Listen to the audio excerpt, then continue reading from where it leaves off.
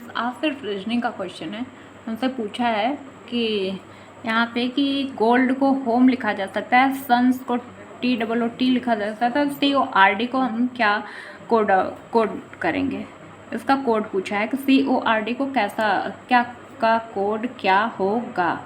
अब यार देखो, सिंपल सबसे पहला जो रूल हमारा होता है, पहले आप ऐसे लिख लो गोल्ड। देखो एक चीज़ और आप ध्यान दो कि यहाँ पे भी 4 डिजिट्स हैं, 4 अल्फ़ाबेट हैं, इधर भी 4 अल्फ़ाबेट है, उसका कोड भी 4 अल्फ़ाबेट है। उसके नीचे जो सेकंड कोड वर्ड दिया है सन का, उसमें भी 4 हैं, इसमें भी 4 हैं, और जो हमसे क्वेश्चन में पूछा है जिसका कोड वर्ड निकालना है वो उसमें भी 4 लेटर्स हैं। तो इसका जो उसका भी कोड वर्ड आएगा वो 4 लेटर, तो सब सेम है।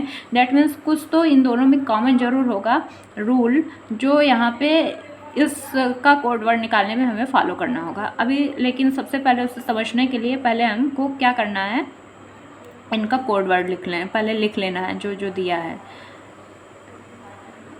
TOOT। अब देखो सबसे पहले इसका नंबरिंग करते हैं। 7 है, 15 है, 12 है, 4 है, और इसका क्या है 8, 15, 13, 5। इधर कर लेते हैं 19, O का होता है 15, N का 14, S का 19, इधर 20, 15, 15, 20। ओके, अब हम जरा थोड़ा अब क्वेश्चन को आगे बढ़ाते हैं। देखो 7 से 8 हुआ है, ठीक है, समझ में आ गया।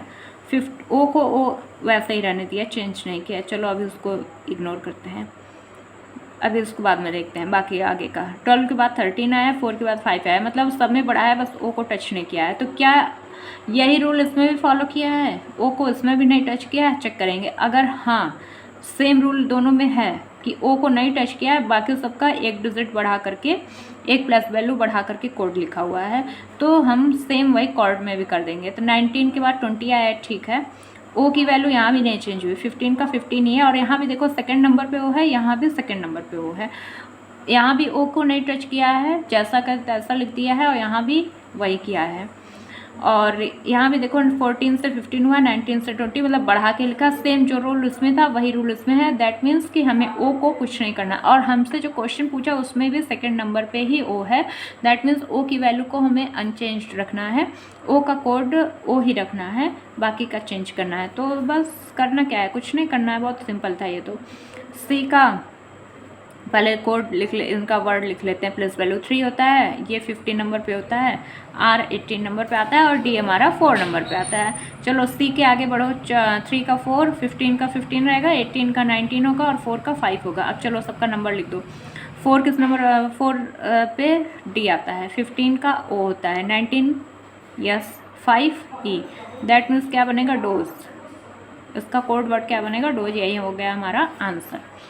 बस बहुत सिंपल था। तो देखने में लग रहा था कहाँ क्या है, बस हमको अगर हमें ये नंबरिंग याद हो गया ना, तो हम बहुत आसानी से क्वेश्चन को सॉल्व कर सकते हैं। इसलिए हम बार बार आपसे कहते हैं कि आप जब भी रीजनिंग में अल्फ़ाबेट यूज़ करो, अल्फ़ाबेट से रिलेटेड कोई क्वेश्चन सॉल्व करो, तो उनका प्लेस वैल्यू आप याद कर लो। Right to left, left to right, मतलब दोनों साइड से। अगर हमसे पूछते हैं कि जी की वैल्यू बताओ लेफ्ट से, तो जी का वैल्यू बताओ लेफ्ट साइड से, हम कहेंगे 7।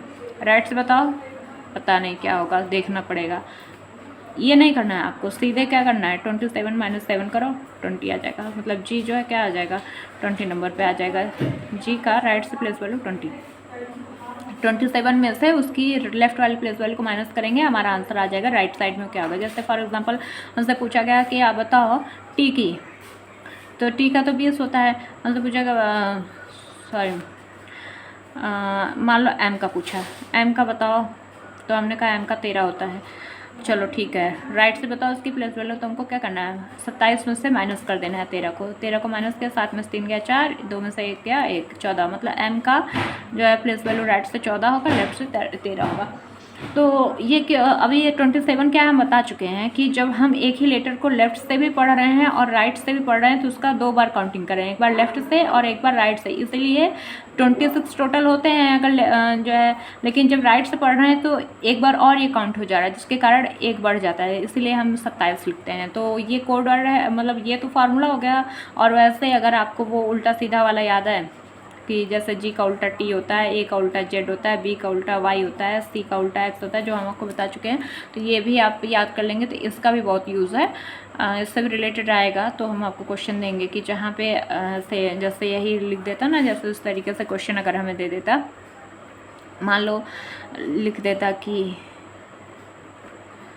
मान लो गेट लिख दिया और उसका कोड वर्ड हमें दे दिया कि T Z G and we.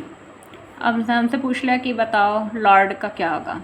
बस कुछ नहीं, हमें ये दिख जाएगा, देखते हैं कि अरे यहाँ तो उल्टा लिखा है, जी का उल्टा टी, और जी लेफ्ट से जी है, राइट से टी है, मतलब राइट से 7वें नंबर पे टी आएगा, लेफ्ट से पहले नंबर पे ए आएगा, राइट से पहले नंबर पे जेड आएगा, मतलब उल्टा है सेम उसी का। मतलब सबकी पोजीशन क्या है, अगर इनकी पोजीशन लिखे हैं, ये लेफ्ट से 7 नंबर पे है, ये 1 नंबर पे है, ये 20 नंबर पे, ये 5 नंबर पे, और ये क्या है, ये राइट से 7 पे है, ये 1 नंबर पे है, ये 7 नंबर पे है, अरे सॉरी 20 नंबर पे है, और ये जो है कितने नंबर पे, 5 नंबर पे है राइट से।